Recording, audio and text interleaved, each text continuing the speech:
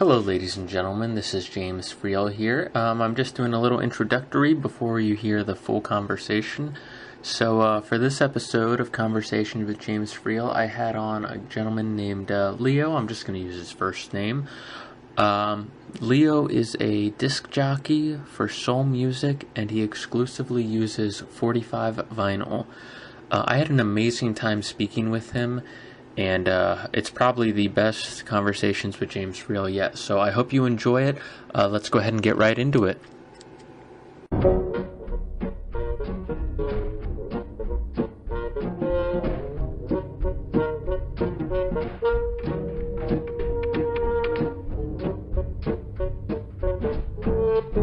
Alright, ladies and gentlemen, welcome back to another installment of Conversations with James Freel. This week I got a DJ with me. His name's Leo. Leo, welcome. Yeah, thanks for having me. Alright, so right before we started, you were just talking about your experience DJing and how you used to be in New York, now you live in California. How does that all work? I collect and DJ soul and funk and gospel 45s from the 1960s, and I've been doing that for like 25 years. And I used to DJ in California a lot, but it's actually become tougher in Northern California to find good DJ spots because of the Silicon Valley money has sort of destroyed a lot of the venues, and a lot of the people that live there now just don't care about music as much as they used to. Whereas I think New York has a much more vibrant music culture. So I've been lucky enough to be able to travel back and forth to New York this past year, doing a lot of nights out there. So this may be a dumb question. When you DJ, you say you collect vinyls. Do you use the actual vinyls when you're performing, or? Yeah, okay. For sure. So I collect 45s, which are so most people know the LPs, which are the big 12-inch records. And then before LPs really took center stage in the 70s, before that, the medium for records, the dominant medium for music was 45s, which are the 7-inch records with the bigger holes in them, one song each side. And so I have about 5,000 like soul, funk, gospel, a little bit of late rhythm and blues, like late 50s, early 60s rhythm and blues. But 90% of my records are 1963 to 1973 soul. What's made you gravitate towards that? Is that just one of your favorite genres, or is there something specific about it? When I was in high school, and I was into punk rock. And that was back in the 80s, so like 80s hardcore and punk rock. And I went to college in University of San Francisco, and actually have a good friend there. We're still really good friends. And he had a much broader taste in music than me, and started listening to stuff like Chuck Berry and Bo Diddley and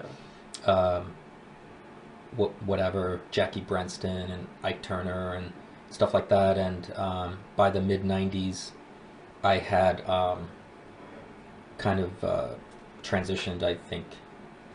By 95, 96, I got really into soul music, and have not really bought much of anything other than that since about 95. Wow. I gotta ask you, I just recently came across a soul artist. I just gotta bring it up just so I know the name of it. Do you have any... Sorry. Lou Rawls at all? Yeah, I do. He's so the soul's super broad. So Lou Rawls is a pretty popular guy. The soul that I collect in DJ tends to be much more obscure. Okay. But so artists like Aretha Franklin, or Al Green, or Lou Rawls, or Ray Charles, obviously they have huge bodies of work out there, but the world I sort of travel in, DJs compete on obscurity, so getting good records that no one or very few people have heard. So I have a couple Lou Rawls records, but they're sort of epiphenomenal. They're not heavy in the rotation. Right. It's funny when you DJ, even if there's 100 people there, you're really DJing for the 2 or 3 other DJs that are there. Like everyone else, you kind of want them to have a good time, but the real vibe is hopefully a friendly competition with those other DJs. So you want them, your ultimate goal is to have them tap someone on the shoulder and be asking them what you're playing because they like it and they don't know it. And that's like the ultimate compliment that you get. Or they come up to you and say, what was that? That's like the essence of what you're doing, is competing at that. What kind of environments do you normally DJ in? Is it just like dance halls or bars? Yeah, or? Mostly bars. Okay. And that's a bar, cocktail lounge. There's no, I mean, obviously there are dance clubs, and obviously the music I'm playing is not gonna be at some club. But especially in New York, there's just, whenever, I've only DJed in New York and Brooklyn or Queens, not in Manhattan. And Brooklyn and Queens have just hundreds, maybe, I don't know, I can't even guess, hundreds and hundreds of bars, like neighborhood bars, which used to be, you know, just full of barflies or whatever. And now, since Brooklyn is totally blown up with like young hipster people that can't afford to live in Manhattan, there's all these neighborhood bars now have DJs.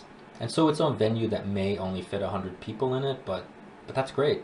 I think that's really a nice atmosphere to just listen to some music. So you say you play a lot of obscure stuff. You like to have a collection. Is there a thrill in finding something new, or how do you hunt down things that you already know exist, or do you just explore and you find from other DJs? Yeah, that's a great question. I spend probably as much time researching records and soul music as much as I spend on my real job. There's a couple online forums that have like extremely knowledgeable people, and so you start threads, you ask questions, you say, I have a 45 by this person, or do they have other 45s that people know about, or I am interested in this label, what's the best stuff on it. Also, those forums, people will sometimes publish on the forum their track listing from their recent DJ night, and then you just use that as ammunition, and you just search and search and search. Generally, if something is known and it's good and it's rare, you're going to pay huge money for it. So that's one thing you can do, is pursue things that there's competition for, and you can end up spending a lot of money chasing the same records everyone else is chasing. And those are like prestige records. Like, you want to show up and just like slap down a $1,000 record, like, hey, no big deal, you know, I got this record and it's whatever. The other way you can go is to look for things that no one else knows. And a lot of times you have to buy it sort of sight unseen. Like, you either buy it in a record store or you buy it online. It's cheap from some record dealer, and there's no audio clip, you don't know what it is, but you kind of maybe get a piece of information off of it, like who wrote it, who produced it, what label is it on, does the typeface of the label look like typeface that was used during years that you're interested in music. And so you've got to take a chance. You might spend $20 and get a record that's terrible, and believe me, I've done that many, many times, where you buy a lot of records and 50 of them are terrible and one is amazing, and that's the risk that you take, either pursuing the prestige records or trying to break new ground. And other things can, so that's what you're just constantly searching for the edges of what the collective knowledge is about that type of music. So what's it like maintaining 5,000 45s? Do you spend a lot of time doing that, or? Yeah, that's actually a funny question. Well, first off, for any potential record collectors out there, 45s are much easier to collect than LPs for a couple of reasons. One is that they're smaller. So 5,000 LPs is a lot more space than 5,000 45s. It's just a huge difference in the amount of material that it is. So if you have my records are in our living room, and they don't take up that much space. Every one of them, I keep them in flight cases, so like actual like specially made suitcases that hold about 200 records each, and you can order those online pretty easy, and they're nice because they stack. I just have like baker's racks on wheels, and then the baker's racks are full of these flight cases. 45s are much more durable. They're much less susceptible to warping than an LP with a variation in temperature. If you have an LP, you not only have to maintain the record, you have to maintain the jacket, because if you destroy the jacket or let the jacket get damaged, that's part of the value of the record. Whereas with 45s, they come in plain paper sleeves, so that takes a lot of pressure off you to keep the jacket, the covering of it in good shape. My biggest problem now is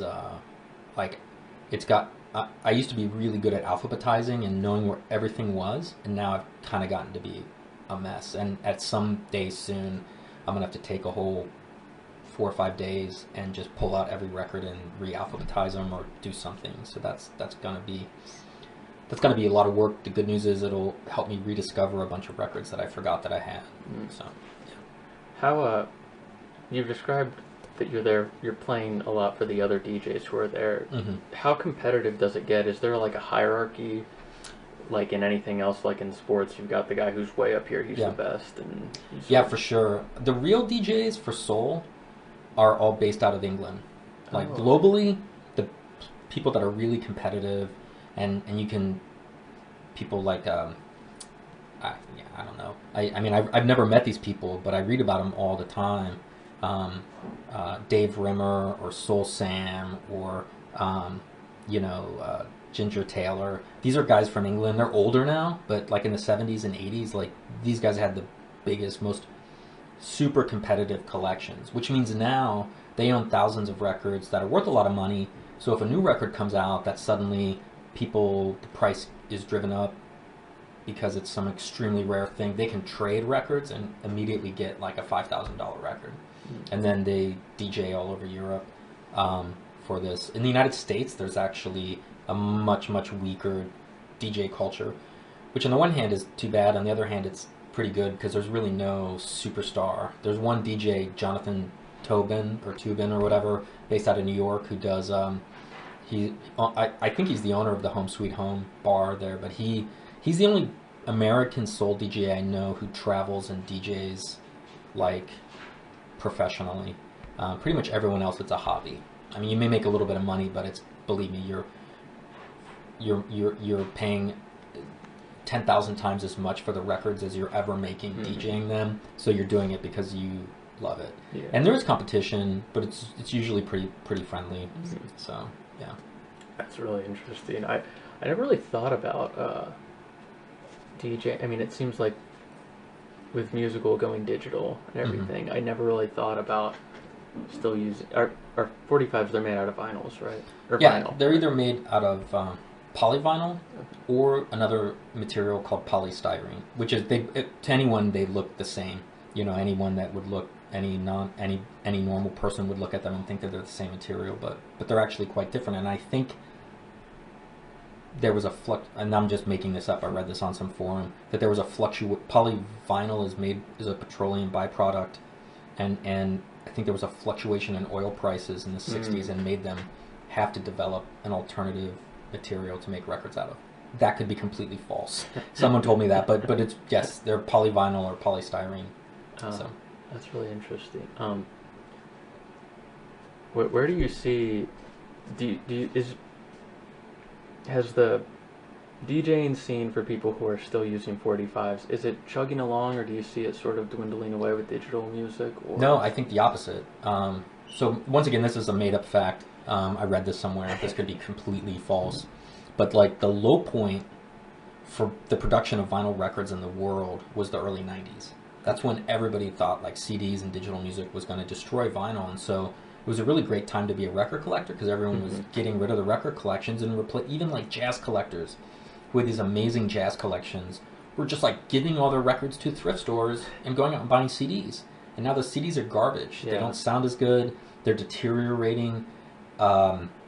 and the appreciation of vinyl has actually been going up, I think, fairly consistently, and I've seen a number of articles on this. And I think the big attraction to DJing with vinyl is two things.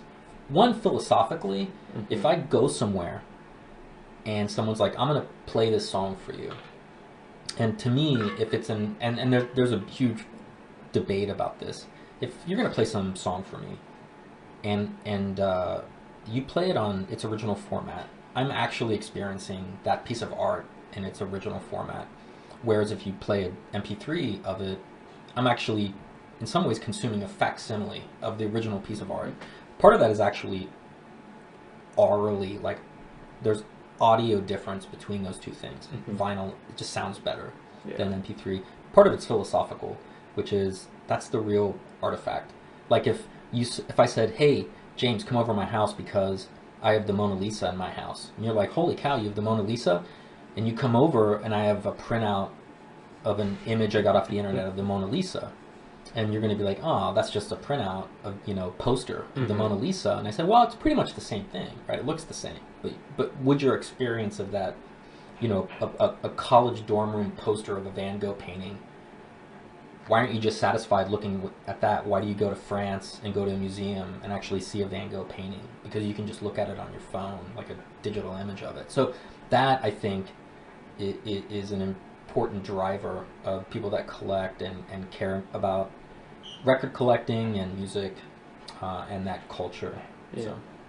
So you ask those questions, and that is pretty philosophical. And what do you think the answer is? Because you're right. My gut reaction would say, of course, you'd rather go see the original. You'd rather see that. But what is like the finite answer to that? Why do we? Well, you can go online and people debate this all the time. So especially in the British world, they're like DJing world, they have this huge debate called OVO, original vinyl only. So they'll have event, if I were to, I've DJed in England a couple times, and I made sure whenever I went there, the records that I took were all legitimate first pressings, like legitimate first things. So nothing was a bootleg, like a counterfeit, which is a big market, right? Actually some dudes in England just got arrested. It was a big news story. For once, like people that were bootlegging rare 60s soul records just got arrested, which is the only time I've ever heard of that. So, ensuring that the records you're bringing are not bootlegs, they're not reissues, so like if your record is super rare from the 60s, either someone, maybe that same label in the 70s. I just got this Vows 45, and it's on the Marquee label, and the original pressing, the label's black, and my label's orange because the record was popular, so they ran another pressing of it, and they just were like, well, let's just change the color of the label or whatever. So I would have a hard time DJing that orange label of that Vows 45 without probably feeling bad or getting heat from somebody. Like I said, in England, there's massive debates, especially something like The Magic Touch by Melba Moore is this song that was never released. They recorded it. It was on a master tape. It was never released. And then I can't remember the DJ's name, but I think it was at the 100 Club. This guy, found the acetate or the master tape and DJ'd it, and people were all like excited. So they did a limited edition 45 in the 80s of this 60s song, and that's considered like the original pressing now. So if a DJ wants to DJ The Magic Touch, they need this Kent 100 Club issue of this record or song that was recorded in the 60s, and that's considered the original vinyl pressing. It's a big debate online. Nobody in the real world cares, but for these folks, and part of it is they'll actually say, well, the original pressing usually sounds better because a lot of times bootlegs or reissues, they don't have access to the master tapes, so they're making a new record based off the original record as the source, so it may not sound as good. But most of it's philosophical, not technical. So, when you're listening to music for leisure and you're not DJing, do you like to listen to 45s also? Yeah, for sure. That's the way you... Yeah. I come home from work pretty much every night, and my downstairs has no TV. It has a stereo and records, and I bet you have a killer setup down there. It's actually funny. That's another philosophical thing. So at my work, my professional job, we had this guy come in and give a lecture, and I found out his hobby, that he was a writer for a jazz audiophile magazine. What, a jazz audiophile? Like jazz audiophile. So not just jazz, but the audiophile culture around jazz, which is about like stereo equipment. Okay. You know what I mean? Like the best turntable, the best speakers, the best setup to listen to jazz. And so he found out that I own about 7 turntables, but I have 2 that I use for DJing, and then I have 2 that are my 2 main home turntables, and the 2 main home turntables are both direct drive turntables, as opposed to belt drive turntables. All DJ turntables are direct drive. They work on opposition of magnets. They don't have an internal belt pulling the table around, and that way you can back cue records. Mm-hmm. And when he heard that, he almost assaulted me with like a stapler, because he's like, I can't believe you're listening to records at home on a on a direct drive turntable. Why? Because audiophile, either very, very cheap turntables or very expensive turntables are belt drive, and all audiophile turntables are belt drive. And we argued the whole time about like why I don't have a better system at home, like a more expensive one. Mm-hmm. Part of which is money, but part of which is a lot of times more technically advanced, more clear audiophile equipment will actually make sort of proletarian music sound worse. Does that make sense? So if you have like an audiophile system and you're listening to classical music or opera, it's great. It sounds amazing. Mm-hmm. Like you feel like you're in a concert hall listening to the, Vienna Philharmonic play something, and it's amazing. A lot of times with more popular music, punk rock or country or soul, that was made for the masses, the production levels are sometimes wanting a more advanced stereo system actually just highlights the deficiencies in the production, because those records were basically made to be played on dancetas, which are like those little like suitcase turntables that teenage kids had in the 60s with like a steel stylus on it.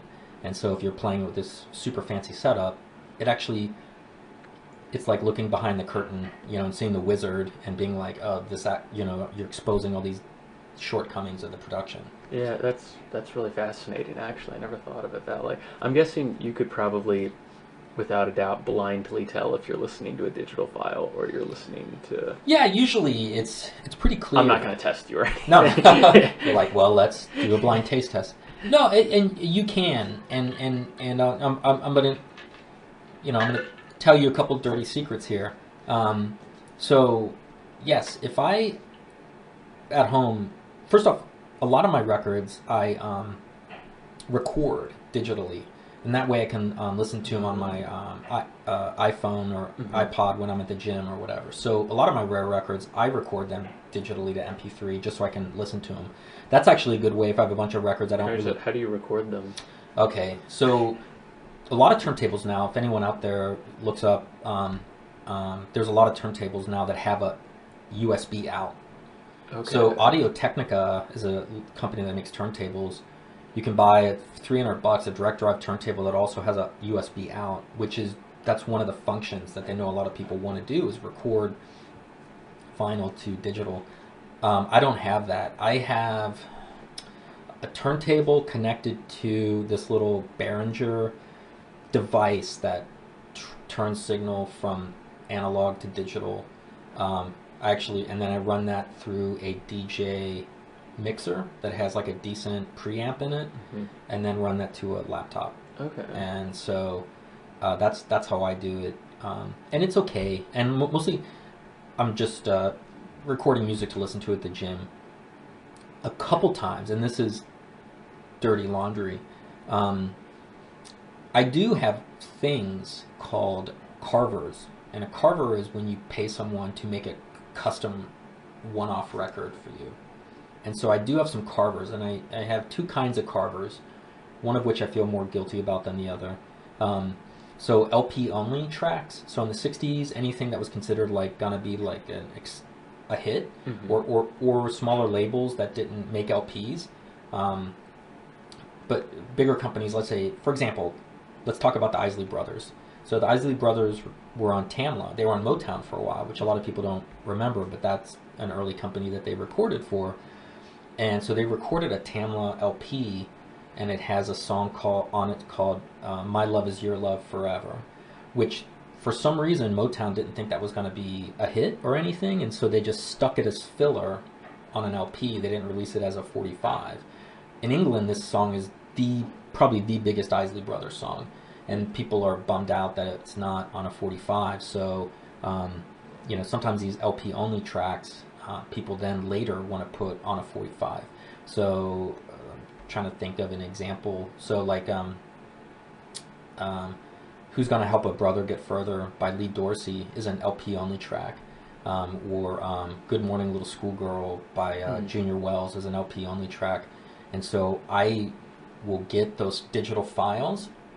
Even though I own the LPs, I don't want to DJ with an LP. It's a pain in the butt, and I don't want to bring one LP to like a DJ night. So I actually send to a guy in Europe the digital files, and he makes me a custom record and sends it back. Oh, wow. So, but if you listen to like my copy of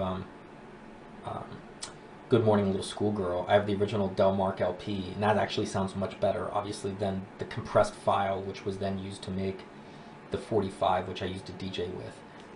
It sounds worse. I mean, it sounds compressed.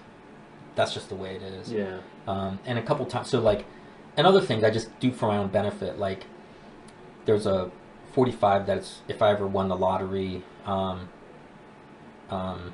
Can Feel the Tears Coming On by Tut Sutton, which is one of my favorite songs. There's only 2 or 3 known copies in the world, and you'd have to pay about $15,000 if one of them were to go on sale, which they're not. I believe John Manship in England has one that he would entertain offers for, but not less than $15,000 or $20,000. Say that's it. If there's only 2 or 3 in the world, yeah, that even sounds kind of cheap. Yeah, so I just had a guy make me a carver of that. So I have the 45. I'll play it at home. Even maybe some local night in California, like I'd play it just because it's a great song. But if I were to ever go to England, like there's no way people would freak out. I'd be insulted if I played that, because everyone knows that song and they know I don't own it. Yeah. And it's like a fake. You can look at the record and it's everyone like would know right away. Yeah, it would be like a huge faux pas to play that in England. So that's mostly for my home use. So. Have you done any DJing in Europe? Twice, in both times in England, and both times up north, in the heart of what's like rare soul country, which is the home of northern soul. Like the northwest coast of England is kind of the starting place of people collecting and DJing rare soul, and that goes back to the early 70s. Which is I have a whole spiel about why that's the case, which you may or may not want to get into, but that's like the home country of people that are fanatic soul lovers, is the northwest chunk of England, rural England, like up the coast and including Manchester. I want to know why that is. I do. Okay. All right, I'll give you like the 4-minute version. Okay. But so in the early 60s in England, you get like the British invasion groups.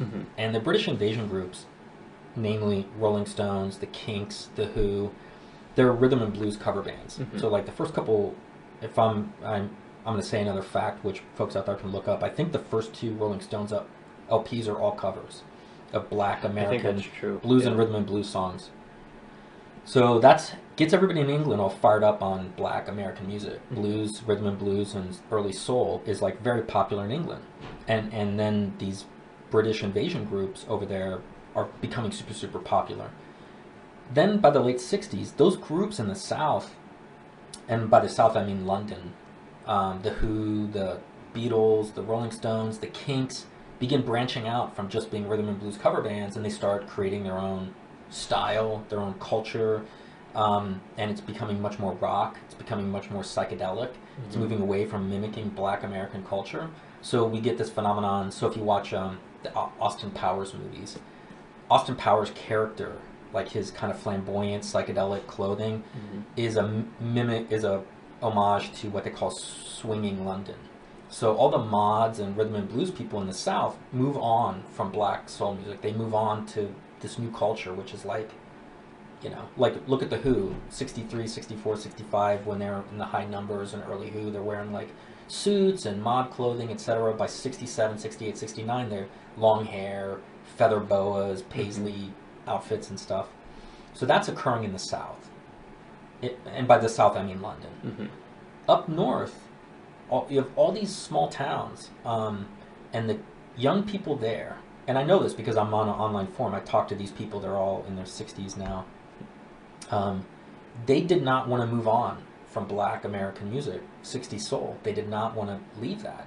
But Southern England is moving on from it. Even in the United States, black music, popular music and black music is moving on from 60s soul, right? So the Temptations are starting to have a different sound in the 70s.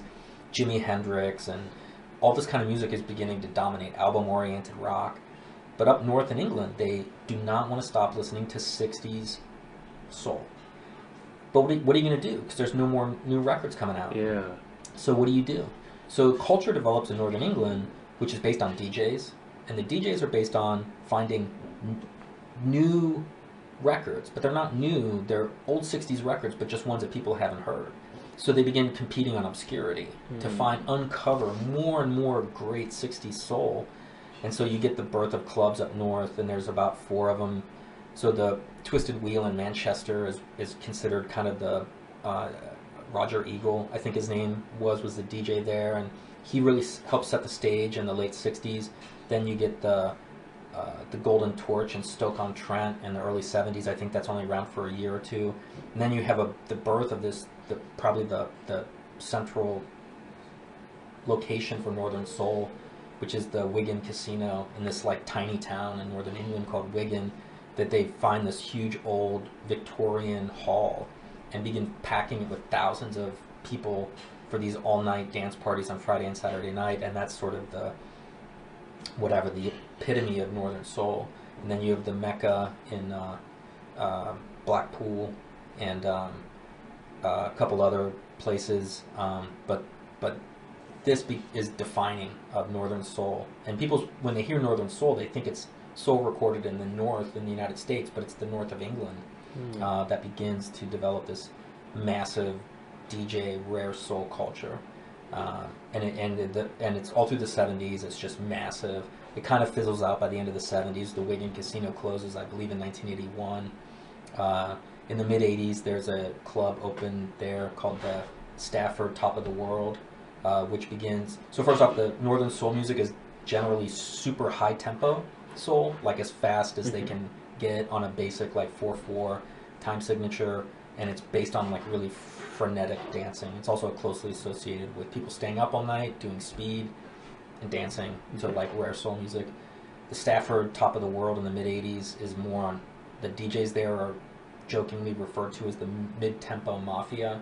They begin DJing more like mid-tempo soul music, big, what they call beat ballads, like big city production, which is actually kind of my favorite soul music. But anyway, that's where you develop and that's why the vast majority of rare soul records are in the British Isles now. Those guys came over in the 70s when Americans didn't care, and they bought up all the old stock from record distributors, jukebox distributors. They just bought everything to get their hands on and take it back to England. So when I buy records online, a lot of them I'm re-buying American soul records that have been sitting in England for the last like 30 years. So anyway. That's really fascinating. So I may have asked you this already, but you said you grew up with punk, and then you sort of transitioned to growing just because this is what you listen to for leisure, right? For the most part, is soul. Yeah, for sure. I mean, I still have a bunch of punk records, but I don't even know what punk even is today, or what people consider it. But when I was listening to punk in the 70s or in the 80s and early 90s, popular alternative music, was beginning to move off in different directions, like Nirvana, Soundgarden, like grunge, whatever, all these things which I understood less and less. But if you go back and listen to Chuck Berry or Little Richard, or Bo Diddley, that sounds more punk than anybody today that says they're punk. Yeah. Go listen to Bo Diddley. That's the most raw, crazy, just packed to the brim with attitude. And so it was an easy transition for me to go to those as sort of the gateway drugs. These black performers from the 50s who were to me sounded incredibly punk. Is that how you sort of define punk? Just sort of counterculture, or just like angry or angsty, or? Yeah, I don't know. That's a that's a huge question. I mean, I don't really haven't really prepared a response to that, but you go back and find all these punk bands, and I guess what unifies them is energy, accessibility in terms of usually really, I don't want to say crude, but very accessible musicianship and young and whatever. I always tell people the two punkest songs I've ever heard. If someone came down from Mars and was like, I've never heard of punk, what are some incredibly punk songs? Well, you could play in the Clash or the Sex Pistols or whatever, but two of the punkest songs I've ever heard that tick every box for me is, My Generation by The Who and Surfing Bird by the Trashmen. Really? Which is probably the most insanely... Go listen to that song. I know the song, It isn't, and people are like, oh, that's a silly throwaway novelty song. Go back and listen to it, and then try to listen to some modern punk band like Fall Out Boy or whatever, and put those side by side and be like, which is more punk? Surfing Bird is the most insane song I've ever heard. I can't believe it came out and was released, and all those like frat rock groups and R&B, the Sonics and the Wailers, not Bob Marley and the Wailers, but the Wailers from the Pacific Northwest. That frat rock sound, freak beat, garage, all those genres are super punk. Before the Sex Pistols put safety pins in their nose. You can go back to the 60s and see the R&B sort of injecting punk into all these other like subgenres. So, do you think Surfing Bird was written with that intention, or do you think a bunch of punk? Yeah, who knows? I mean, you can see videos of them performing. Yeah. Well, I don't know if it's live. It's like lip syncing on TV shows, and you look at these people and you're like, who were these guys? Like, what were they? I have no idea. I have no idea what their deal was, but I could listen to that song all day. I just think that is the most entertaining freak out song ever. So I gotta say, it is true. It's kind of hard to define punk. I'm a huge fan of Elvis Costello. He's one of my favorite, and I don't really consider him punk like a whole. Yeah. I mean, maybe a few of his early stuff is, but Well, that whole period, that post punk, I would say that's like.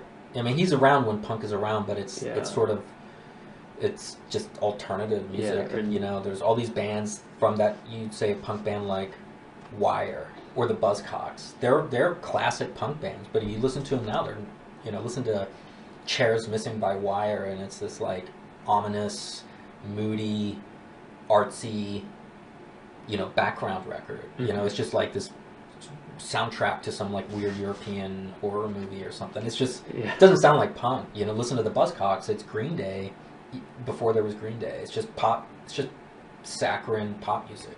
But they were considered punk legends. Listen to first two Gang of Four records. They're phenomenal. People freak out over like Daft Punk. Oh my God, they're like Philly soul. Whatever, and it's like, go listen to the first two Gang of Four records. Listen to the bass playing. It's just crazy Marxist, communist propaganda lyrics with this insane shredding punk guitar, but then rhythm section that is like Philly soul, just amazing. Sounds so good over like a dance, like a PA system for dancing. That was just a really like rich period in music, that right at the cusp of the punk opened a big space, I think, in that, and there's a lot of bands in it that don't sound punk. What's your Stiff Little Fingers? If you get the original, I think it's what is it? Is it alternative Ulster 7-inch or whatever. I could be wrong. My punk knowledge is a little rusty, but look this up. If you get the original 7-inch, I think it's for alternative Ulster.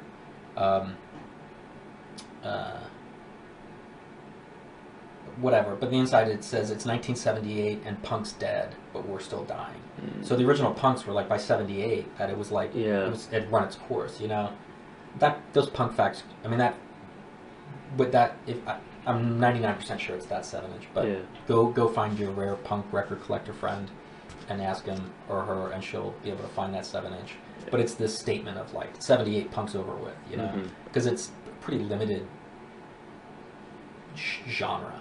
There's not that much you can do with it that hasn't been done a million times already. So, yeah. I'm glad I'm recording this because you said a lot of things of people that I'm not familiar with. But no, a lot of pieces of work that I'm not familiar with, and I have an Apple Music account, and it allows me to explore a lot. What do you have, like one band or one album that defines sort of like, okay, this is when I started getting into music for real? Oh God, that's. I mean, at the time, I didn't. Probably Combat Rock by The Clash. Okay. I mean, I think it was Combat Rock by The Clash. I got that when it came out. My older brother saw The Clash, and he was more of a rock and roll fan, but he had seen The Clash. He saw The Clash open up for The Who, and he had London Calling, which I think I destroyed by running Hot Wheels over it when I was like 6 or something. But when Combat Rock came out, that's when I was sort of getting more serious about music. I remember I bought the tape of Combat Rock on my way home from school. And that was like a big thing for me. And I think really soon after that, I used to have to order records in the mail, and like write a little on an order form and get a check or a money order. And I ordered Fresh Fruit for Rotting Vegetables by the Dead Kennedys and Let Them Eat Jelly Beans, which both of those were from Alternative Tentacle Records in San Francisco. And Let Them Eat Jelly Beans was this compilation, which is the seminal American hardcore compilation. So those were super impactful, like purchases. So you grew up in the 80s. And yeah. I don't mean to reveal your age or anything. That's all right. Yeah. But did you take any trips to record stores back there, or was it mostly like all through the mail? Well, no, there used to be, and maybe there still is. I'm from Cincinnati, and there's used to be a record store in Clifton called Wizards. Okay. Which I don't know if it's still around. It was in a basement for years and years and years. It was up on Short Vine. And then there was a record store which was fantastic called Everybody's Records, which was out in, I can't remember the name of the neighborhood.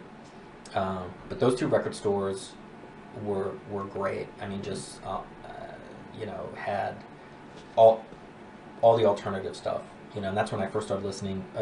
Smatterings of, you could buy hip hop back then before hip hop was available. I got like Takes a Nation, Millions to Hold Us Back, or Yo Bum Rush the Show by Public Enemy, and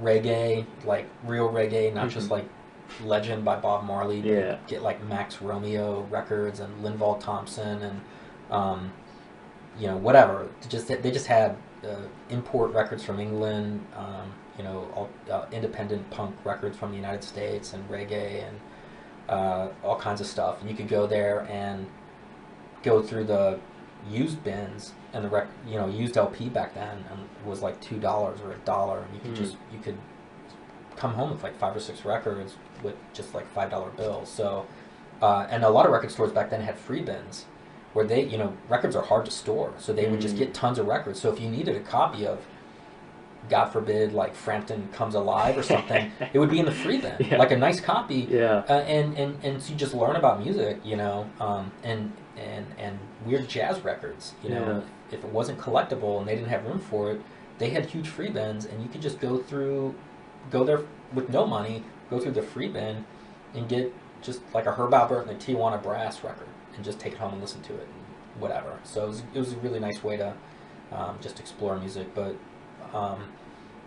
yeah, there were some other good record stores that I don't really remember, but those, the names of them. But those two were just like staples for Cincinnati, and they also had flyers up, which was a big thing because there was no internet, so you didn't know if some punk band came to town, you would miss it. Like you just wouldn't know about it. And so if you go to those record stores, they would always have flyers up for like any interesting thing happening music wise, and that was important to keep tabs on who was coming to town. So that was super valuable. So. What's one of the best live shows you think you've seen? Oh, that's a good question. It was funny because I have a friend, I was just DJing in New York, and a guy there, we were DJing gospel together, but we're both old punk rock people, and he was just he collects t-shirts, and he lamented that the one t-shirt that no one could ever get their hands on was the Cro-Mags, this New York hardcore band, the Cro-Mags Age of Quarrel, which was their first album, Cro-Mags Age of Quarrel t-shirt. And I was like, I have that. I've had it since high school, and I just gave it to him for Christmas because it's too small for me now. I've had it since I was like 15, but it was a school night I was in high school. It was a school night, a Tuesday night or a Wednesday night. I lied to my parents, told them I was going to a friend's house to study or something, and I went to see the Cro-Mags open up for Motorhead at Bogart's, and you could tell, and they opened the doors like an hour and a half late, and it was just mayhem on the streets. It was like bikers and their old ladies going to see Motorhead, and like just hard rock, like mullet, long-haired dudes going to see Motorhead, and then a bunch of young punks coming to see Cro-Mags, and it was just wild. I mean, both bands were phenomenal, and the air was just pregnant with this like violent tension, and there was just fighting everywhere. It was just mayhem, and I was like about 15, and then I couldn't go home because I was supposed to.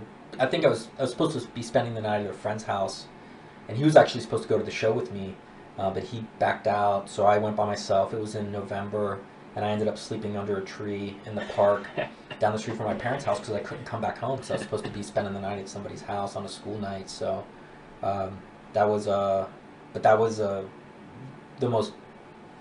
I've been to maybe 1,000 shows or whatever, but that show had everything. Yeah, it sounds like a real experience. Yeah, it was mayhem. It was really eye-opening, and I saw both those bands, at the height of their powers. I mean, Motorhead had been around for a long time, but Lemmy was still young. It was still amazing to see them play Ace of Spades, the loudest band I'd ever seen. They just destroyed everybody's hearing. The Cro-Mags were just a short-lived band, and that iteration of Cro-Mags with John Joseph and Harley Flanagan together it was pretty unreal. I gotta say, I got my money's worth out of that, and I had this Cro-Mags t-shirt forever. I was actually just gonna get rid of it recently, just I found it in the bottom of my drawer, and I got to give it to this guy, and it meant a lot to him because it was something that he'd been looking for a long time. So that was fun. So. Yeah. Staying outside in November, sleeping outside. Yeah, it's like down the street from my parents' house. There's a park that has like a big conifer tree, like a big like pine tree. You could get underneath it, and it's all pine needles, and I just like slept there, so whatever. That's hilarious. Yeah. Okay.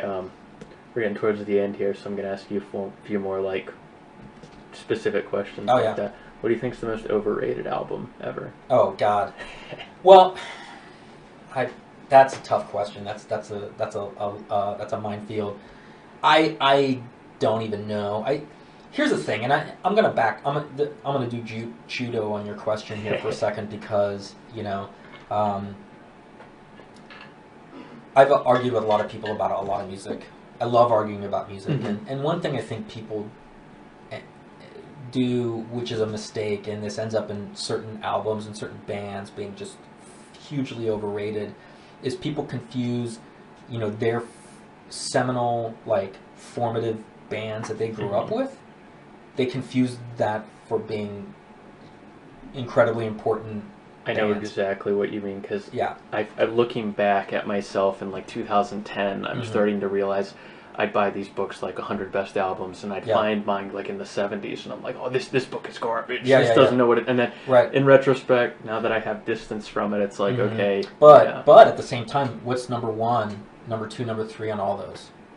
The Beatles. It's like it's gonna like Let It Be by the Beatles or whatever, and it's not that that's a bad album, or those are the Beatles, the Rolling Stones.